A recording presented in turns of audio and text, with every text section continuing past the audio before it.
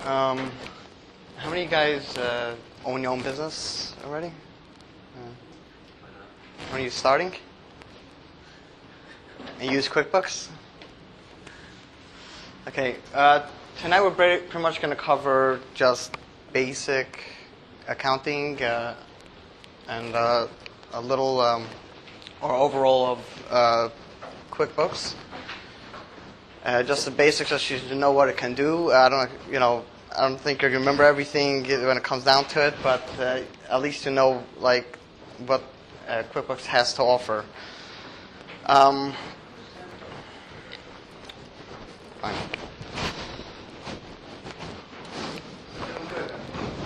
Thank you.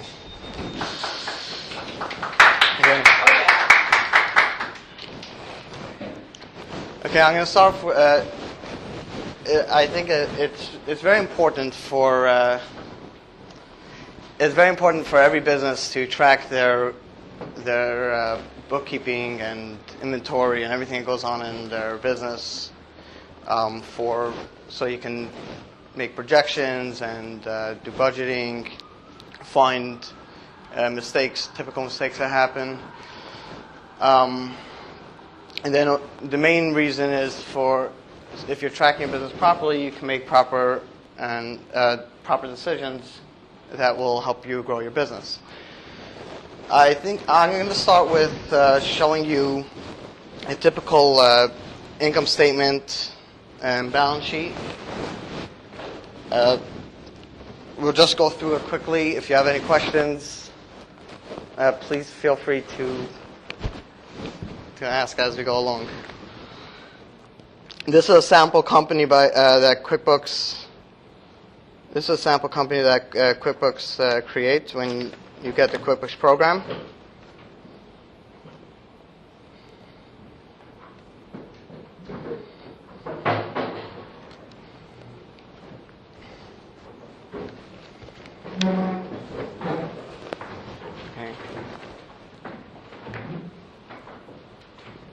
Okay, this company is a typical construction company.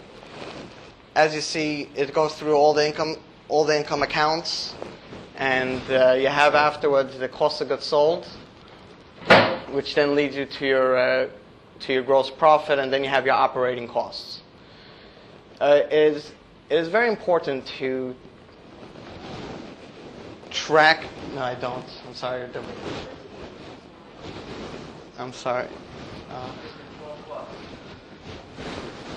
I'm sorry.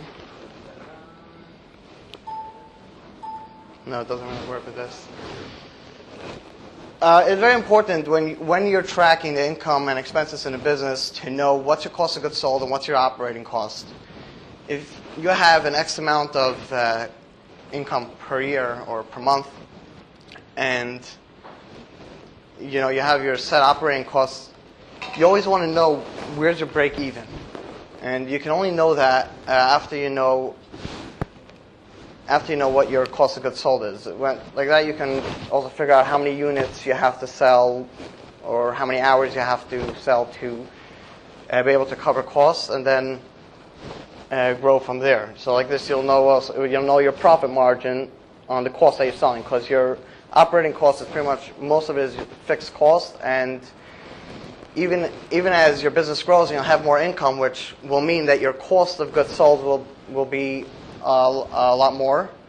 Your fixed costs will stay the same, and that's where your business starts profiting. Okay, I'd like to touch on the balance sheet for a minute.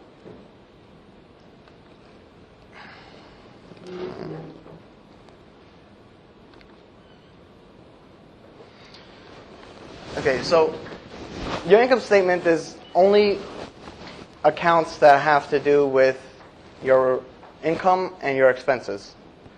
Your balance sheet is like a chart of accounts that accumulates balances. So at any given day, you can run your balance sheet and you'll see what your balance was as of that day. For example, let's say if we would move back, let's say 2 months. the checking account balance changes and the saving account balance changes, and all these things change. Now, if you want to, when you start analyzing a business, you'll always want to look at the balance sheet and see how strong your business is. You want to see what are your assets, which would include cash, your receivables, and the actual assets that the business owns. For example, if it's trucks, cars, and things like that, and machinery. And then you always want to check the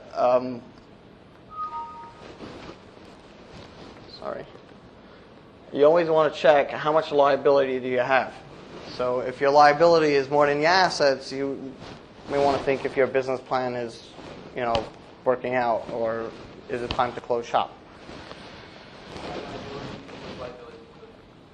I'm sorry? What is liability?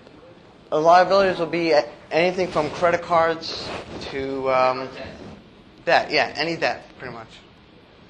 So any sort of loan that the business has taken. Now, when tracking a business, it is really important to track everything that comes in and out, like where it came from and why, and the same reason when the money leaves. I find that the number one problem with most startup businesses, people invest a lot of their own money, and they're spending a lot of money on their personal credit cards. Some of them can be typical expenses that they also spend for their personal use. And then later on, a year in, the partners are trying to figure out what the business owes to who, and it's impossible. So it's really important to always have your own, the business should always have its own business accounts and own credit cards. And then when money comes into the bank account, if you're tracking in QuickBooks, it's always going to force, if you're putting money into the account, it'll always force you to put in which account it's coming from. So it's going to ask you, if money came into the account, why did money come in? Is it income? Is it a liability? I mean, is it you borrow money from the bank and that's why you have more money in your bank account? Or is this money that you yourself invested? Now, the same thing when money leaves the bank account. Why did money leave? Is it because you're paying back a loan and you're lowering your liabilities? Or do you have a cost of goods sold or an expense and what it is and all that?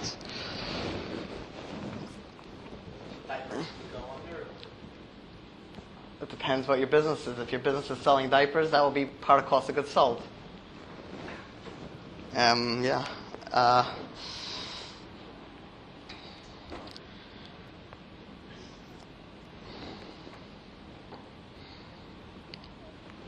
Okay.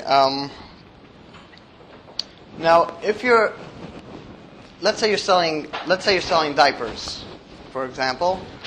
You sell, let's say, about $100,000 a month. So every month you sell a different amount, and if you're in any business that you're buying products, you'll know that some months you get a closeout or a special deal, and you can spend a lot of money on whatever you're buying to sell later on. It is very important to do an inventory count at the beginning of every month and the end of every month, so you can know what your proper profit and loss is. I've had in the past clients that they're brand new to business. They've been in business 5-6 months. They're doing $100,000 a month or $200,000 a month, and they call me up screaming. They know that they're making money, and they don't have any money in the bank account. What's going on? And then after we go to their office, to their warehouse, and we start counting the inventory, which I'll show you soon. I have a sample Excel sheet of how it's done, and I'll show you in the income statement how you create all that. And we find that they have an inventory, let's say $80,000. The liability is, let's say, $30 or $40, and they only have in the bank account $2,000, but all the profit is in their product that they're still holding. So because you don't have money in the bank account does not mean that your business doesn't make any money, and that is why it's so important to track the inventory. Sure. No, Go ahead. Well, a couple of things about, the real practical thing about the inventory is you have, like, to physically go through it every month and count, or is there such a thing as like a cash register and it does the inventory for you? And the other thing is when you talk about liability, what is it exactly you're talking about? You're not talking about. Okay. Okay, in regards to the inventory, you actually have to go through and count the inventory unless you have a system that when you sell the inventory, it minuses it out. Yeah, they have those systems. Right. So if you have one of those systems at your place, then yeah, that should be good enough. Right.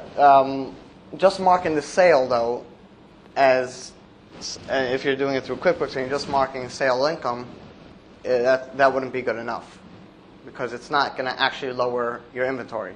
So if you have a proper system that tracks the inventory, that would work.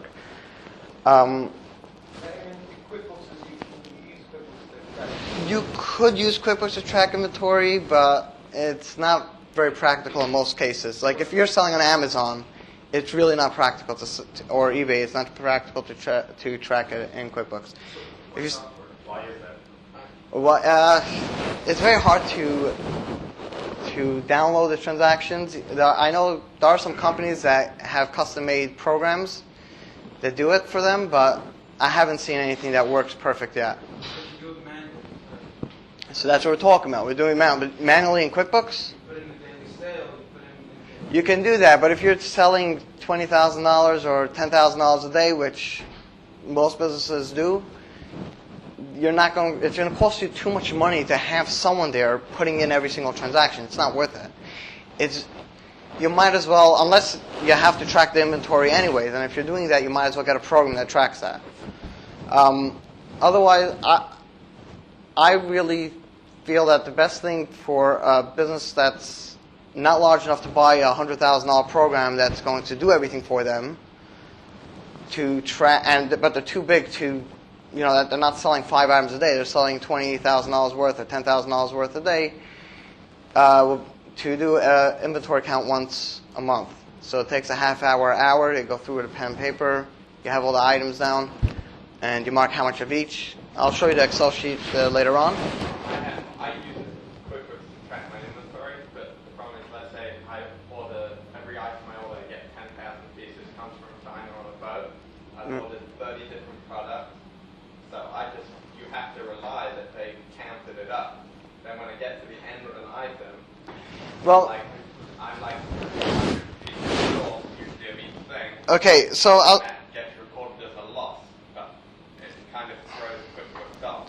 Okay, so to track that, actually, they allow you to do the purchase order, you see on the top over here. So you could do a purchase order of however many items you ordered, and then when you go to receive inventory, I'm going to go through this later on. When you go to receive inventory, you can say how many items you received. And then if you're still paying the same price... The question is, can you edit it later? Because you're not really... Well, yes, you can. You can't... It's not possible. When you're getting thousands and thousands of items, it's not possible. Well, you have to kind of rely on it. Okay, so then you're not tracking inventory anyways. If you're not counting it, you're not tracking it anyways.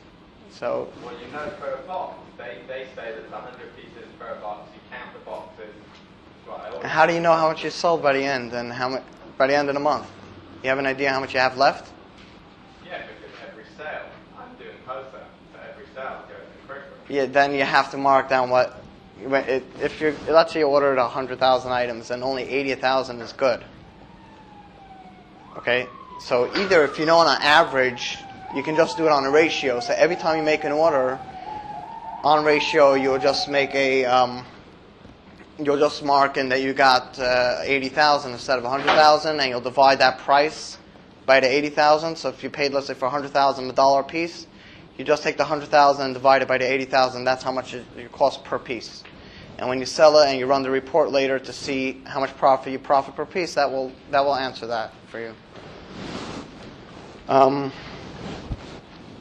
Otherwise, And if you order smaller amounts and you could count them, you can adjust it in QuickBooks if you can get a refund or whatever, so the price will automatically fix itself.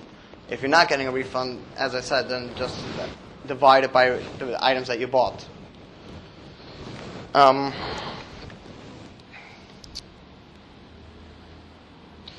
Okay, I'm just going to touch on this for a second. I don't think it's practical to teach the whole debits and credits. We spoke about this earlier with some guys. Every transaction must have a debit, must have a credit, and they have to equal each other. A lot of guys starting out businesses, they've done so many transactions at the beginning, they don't know what it is. They're like, okay, you know what? Just make it a withdrawal out of my bank account. There's no such a thing of just a withdrawal or just a deposit. Everything has to have a reason. So if there's any money coming in or going out or a credit card, the same thing with credit cards, you always have to track, you always have to have a reason why it came in and why it left and all that. It's really, really important. I'm going to go through later, I'm going to pull out the report from QuickBooks. I'll put into Excel and show you like different things that you can do with it to manipulate the reports where you'd like. There's another thing I would really like to touch on. Shluchim have it more than regular businesses, but I'm just going to give an example of a typical shliach. You have a shul, a Shabbos program. You have, a women's league and JLI and all these other programs running at the same time. A typical shliach probably has between 10 to 20 programs running at the same time. Most of the programs bring in income, and all of them have expenses. To track these programs properly, QuickBooks has something called classes, which I'm going to bring you in 1 minute. I'll pull it up.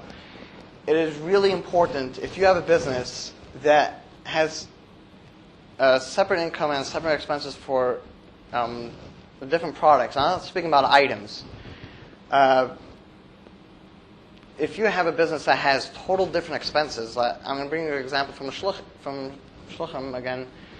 If they have, let's say, a JLI program, they have to pay for the program and they have income for the program. That program has its own expenses and its own income. If we didn't have that program, none of those would exist. So if you have a business that has the same, like the services, let's say if it's legal, and you have two departments, and you want to track each one separately, it's really important to track it by class, because if one of the parts of the businesses are not doing well, you want to know when, to say it's time to close shop. Another example would be if you have houses, like a bunch of houses or buildings. So that would be a typical example of each house would be a different class, and you'll be tracking, the rental income, and then all the expenses, the managing expenses and utilities and all that will be tracked in each class separately.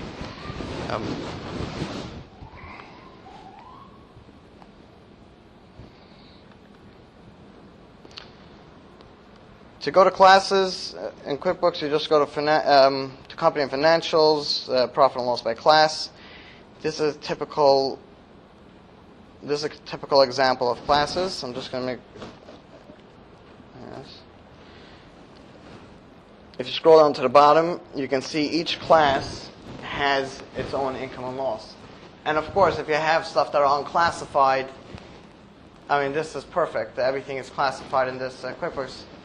If you don't classify something and it's a profit and loss, like it's an account that was fall in the profit and loss category, that means it's an income account or an expense account or cost of goods sold account, then it'll end up on this report. And if you don't classify it, it will automatically end up in the unclassified section. Okay.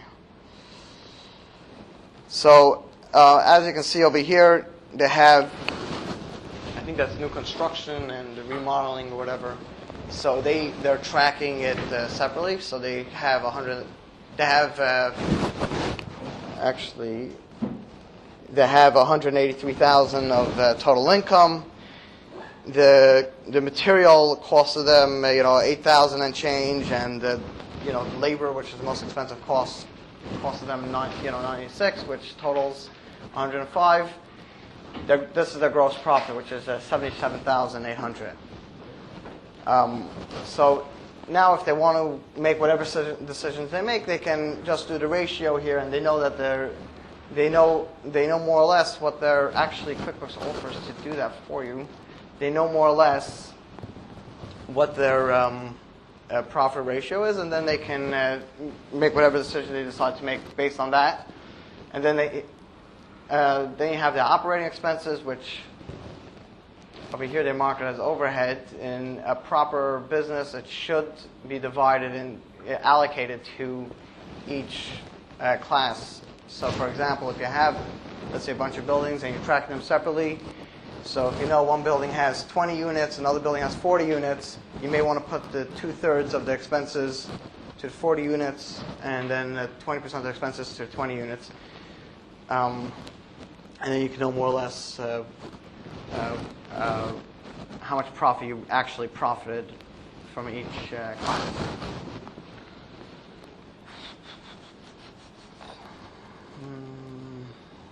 Okay, yes. Sure. I have a business, hotel, right? Yeah. The majority of the business, and that goes to QuickBooks, run QuickBooks, wholesaling, Now, I want to start posting my stuff on Amazon. I have this stuff anyways. Okay. Posting online, it's just an app. Where does that all get posted? I'm like, In QuickBooks? yeah, well, how would I do it? Do I have to post that? Right. Well, actually, typically, Do I have to open a whole second LLC and separate business? it depends. If it depends how material is that part of the business. So, if you're doing wholesale, let's say you do $1 million a month of wholesale, and you start selling on Amazon, and you're selling $20,000 a month, I would just add on an account. Let's go to the regular profit and loss. I would just add on an account, just so you have design income and then you have labor income. I would add on account wholesale income and Amazon income. If it starts growing and you start also selling about $1 million a month on Amazon, and you're continuing to sell wholesale of $1 million a month, you're probably at that point going to have your own warehouse and separate employees only because of the Amazon, which you wouldn't have had without it. So in that case, I would definitely track it by class. Right, but on the smaller scale, now I have an issue where it's all my wholesaling people, I just collect resale certificates, and I don't charge any tax. Oh. And so now what happens is on Amazon, if I make a sale in New York, Right. Okay, so with taxes, actually, most of the time we have, you pretty much have to count what you've sold in New York, or do it by a ratio. So if you know that, let's say you do it for 3 months, and you see over the 3 months you did on an average of 5% of your sales went to New York, then you can just assume that's the amount that. But I don't put each customer in separate. Meaning, in my wholesale, I would have my customers, right? All my wholesale customers, and then one of the customers may be. I'm sorry? What do you mean by class? You have a category? No. Class is almost like a separate business in the same business.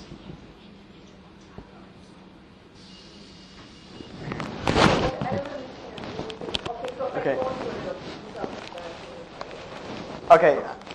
I'm just going to explain. I'm going to explain this one more time, maybe a little clearer. Class is if you have the same business, you have one business, but you have total separate income and expenses that's coming in and leaving the business. You're going to track. For example, you have 2 houses. I think that can be the best example. They're total separate. They're physical, total separate places, and each one has its own rental income and its own water leaks and problems that you have expenses for. So that's when you track it by class. It's under one corporation legally, so you're going to track everything in one QuickBooks, but you want to know what is the income per building. Yeah, Or like what if you have a big business and you have 10% if it's all the same, then it's just a different income account. So that's why I was explaining to, what's your name? Mendy. That's why I was explaining to Mendy that if you're doing the same thing, you pretty much have the same expenses for everything. But they're separate departments. They're total separate departments. Okay, yeah, you have to decide in your business how, like, is that part of your regular? Is everything part of like one business, or is it a total separate thing? If it's a total separate thing, then you track it by class. If not, if you're a restaurant, then you do dining and you do let's say takeout, that would not be two separate classes. You're pretty much selling the same food. You have two different income. You may want to have an income account for takeout and an income account for dining, but it's not two separate classes. So. Okay. There might be two separate prices. So if I'm selling to pomegranate something, right? I'm selling at wholesale price. Now, if I sell to Amazon, I can't put every customer in. Correct. Separate customers. Correct. So You usually just generalize that. So you just have Amazon income, yeah. Which I can sell them at a different price. yeah. Yeah, you'll just have. Yeah. I wouldn't even try to track it in QuickBooks selling each item. I would just mark the Amazon income as it comes in. The only thing you have to remember with Amazon, if you have money sitting at Amazon, again, I've had this with a few clients, same thing. You have money sitting in Amazon, you can have $100,000 sitting in Amazon, and by the end of the month, you're reconciling the accounts and you're not counting any of the income. So you should have a bank account, so to speak, just call it Amazon Holding or whatever, or you may want to have an Amazon transfer, like if you have a couple of days that it takes for the money is out of Amazon, but it's not in your bank account, and the end of the month comes. You want to track that money, so like this, you can know how much cash you actually have, and how much income you made that month.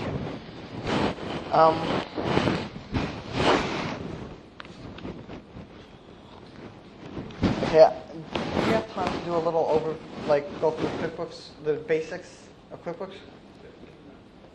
Okay, right.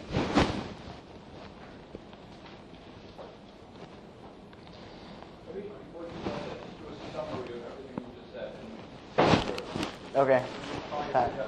Sounds good. Okay, so in short, you open your own business, make sure that you have separate credit cards and bank accounts for that business. They're not mixed of two. It's very easy to forget later on what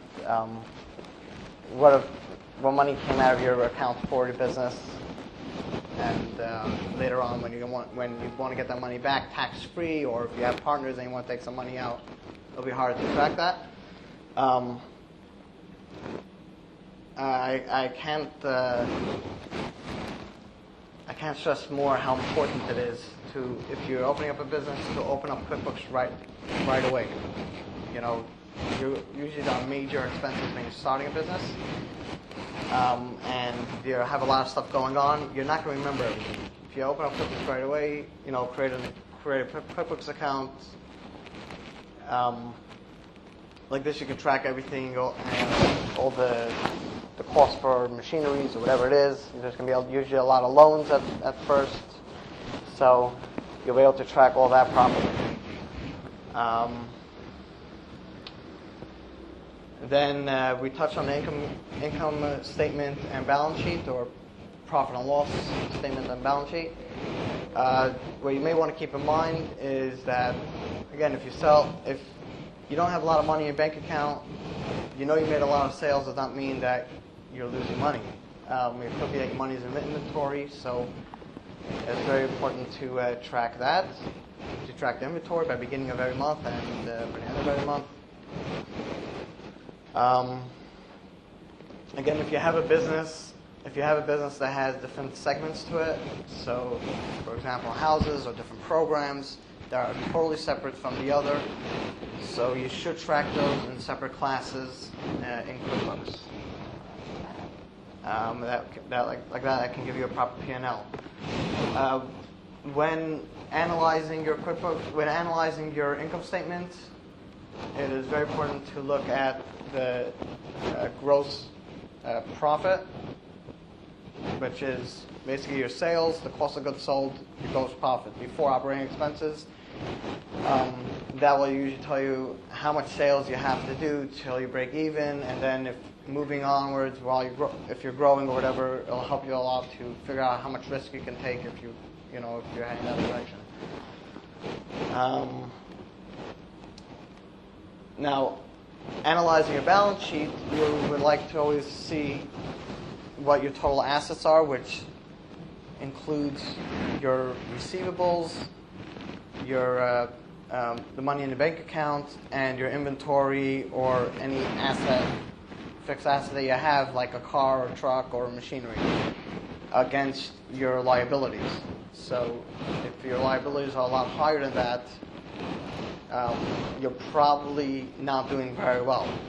Unless you just started your business, and that's part of your plan, which usually you'll see by most first year, second year businesses, that's the risk they're taking. So they're hoping eventually the business is going to do well, so they're taking out most of it first. Okay, now, using Quickbooks. Quickbooks is an accounting program. You don't have to use Quickbooks. You can use there's Peachtree, there's Sega, there's a Mass 90 and things like that. I find for small businesses, and most businesses doing up to $50 million or so do well with Quickbooks. It's pretty easy to navigate. At the same time, because it's so easy, it's also very easy to make mistakes. I'm just going to point out a few. I'm going to give you a little overview of what happens in day-to-day business, how to use Quickbooks, and then I'll just point out some typical mistakes. So, when making a sale, if it's an item or a service, it doesn't matter. Typically, you create an invoice. Let's say I'm just going to we'll create. We'll just create a new, let's say, any new name.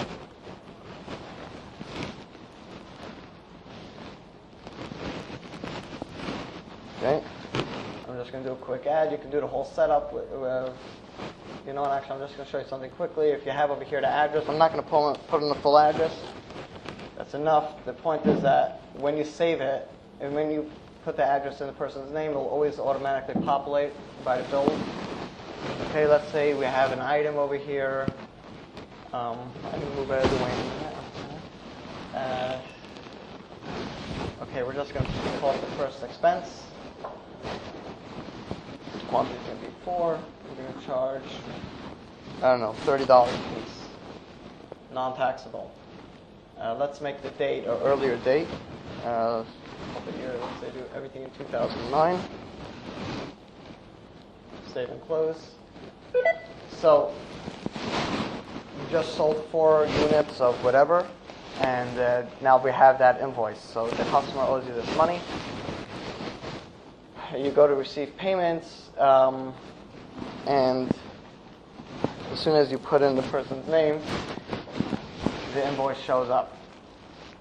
You can pay, if the person's only paying a part of the amount, or they have a couple of invoices, you can adjust the amount. Let's say and this happens many times.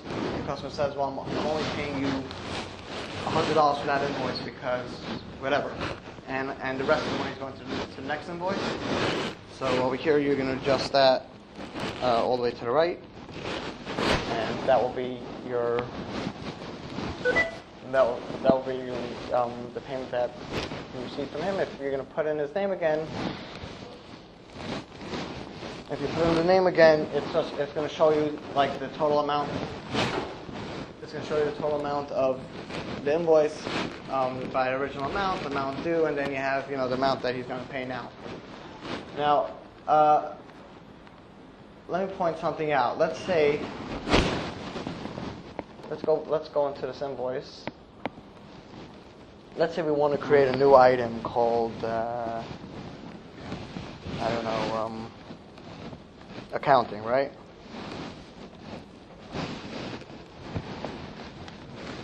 So you can create it right in the invoice. But here's what I want to point out. Anybody who works for me, anybody works in my firm, I always test them beforehand in QuickBooks and in accounting. There are many guys, people have had bachelor's degrees and claim that they worked at firms. And when I test them in creating the new item, they create the item, they put in an income account, let's say they name accounting income, and they forget to put in a cost of goods sold account.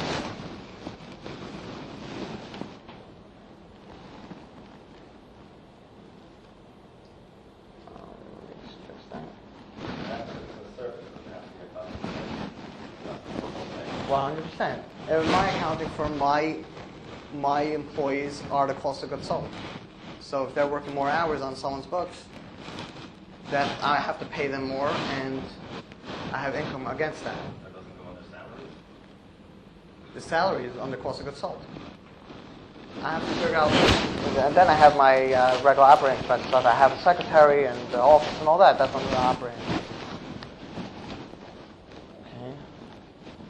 Okay, now I'm going to leave it as with the mistake because I would like to show you how the reports look like with the mistake and then the difference. The mistake is that there's only an income account because QuickBooks it shows you one place to enter an account, and people don't know that you could enter an expense account here. So let's just do this for argument's sake. Let's say we do 10 hours at $150 an hour. Right, non-taxable.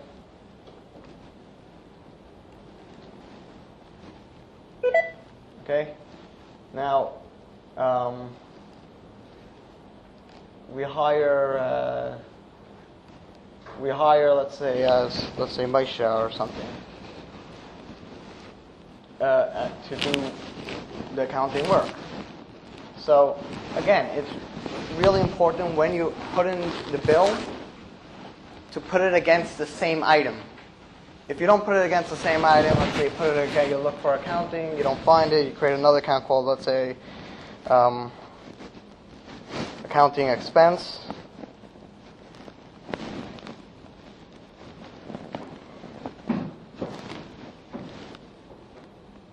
I spelled that wrong.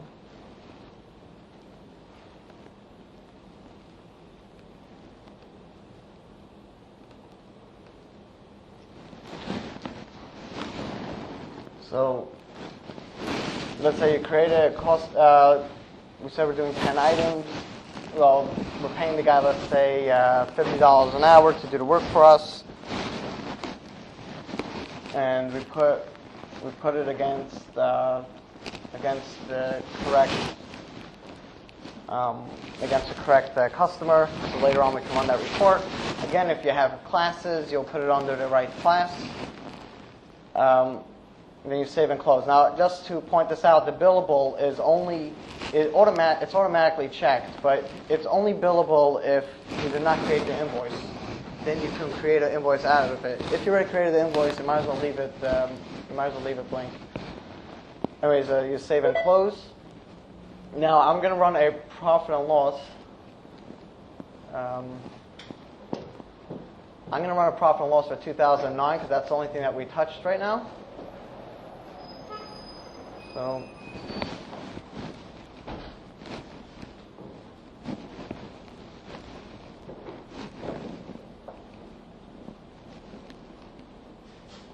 they have a lot of stuff here.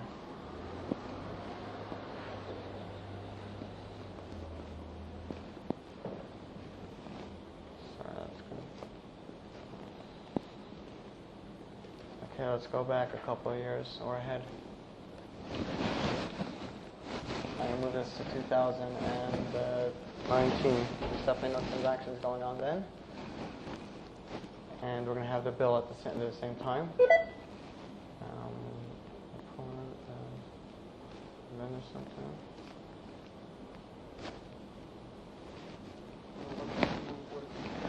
I'm just changing the date, so it'll be easier for us to track it.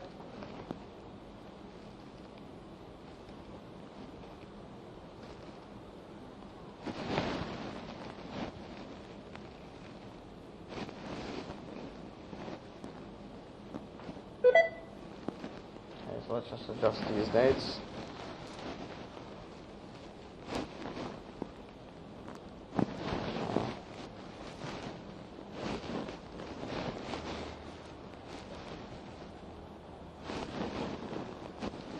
Okay.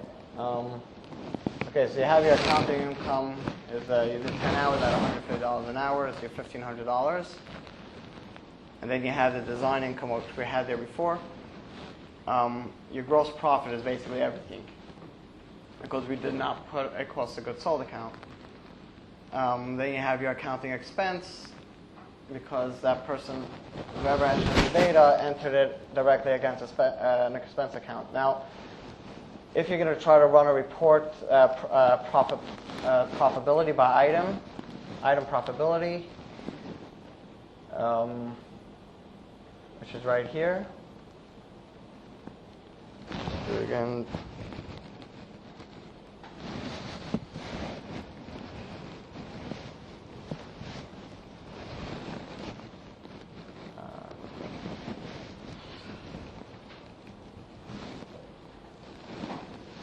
You see that it shows a full profit on this item is $1,500.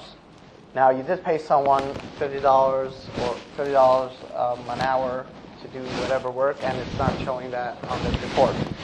Now, let's fix that item. Let's fix that bill, how it should be done properly. So we're going to first delete that line. We're going to enter in the correct item, which is accounting. We're going to put in the right amount of units, which is 10. Let's say it's $50 a unit. So it's still against Dovid. When you save and close.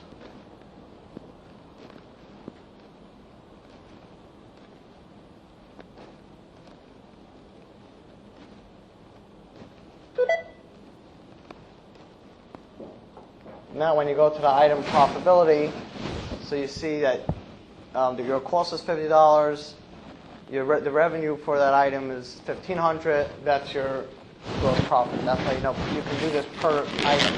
If you're really tracking everything in QuickBooks, you should be able to run this report and see which item is your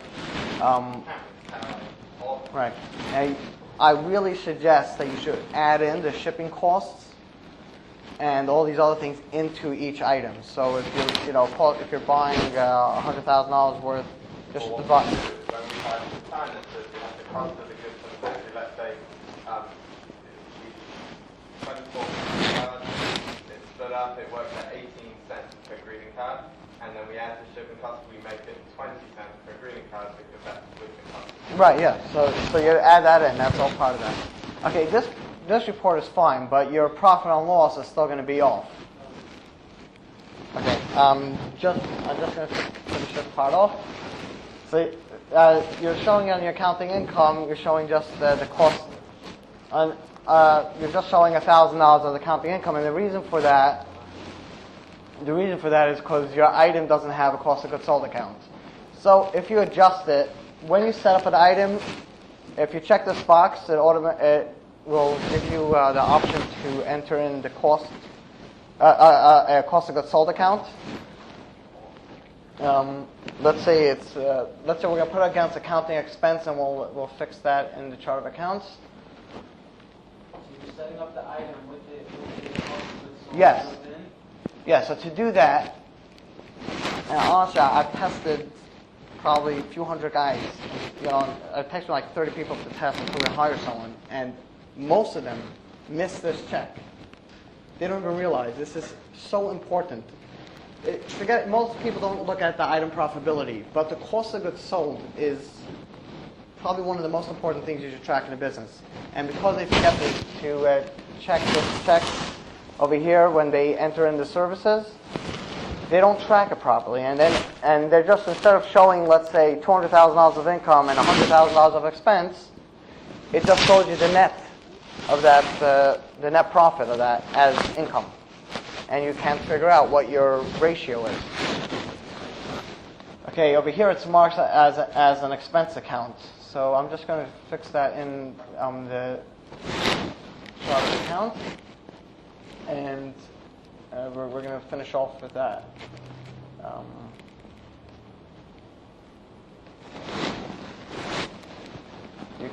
I basically just went into the actual expense account and chart of accounts, edit account, and you can just fix it on the top. It's both expense accounts, it's not a problem.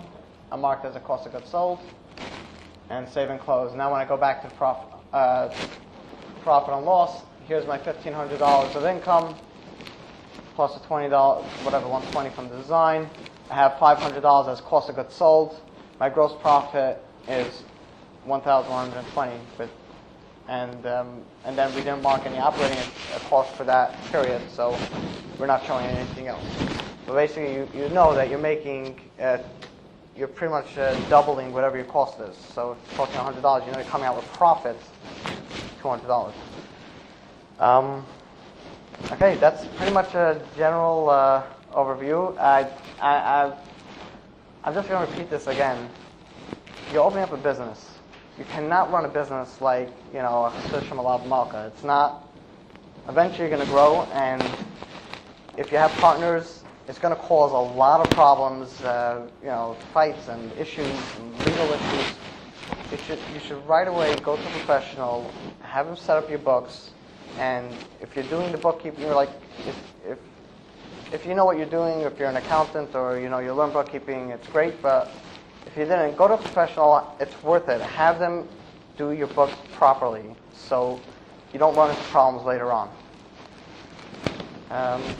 And that's it. I think I pretty much covered a general overview.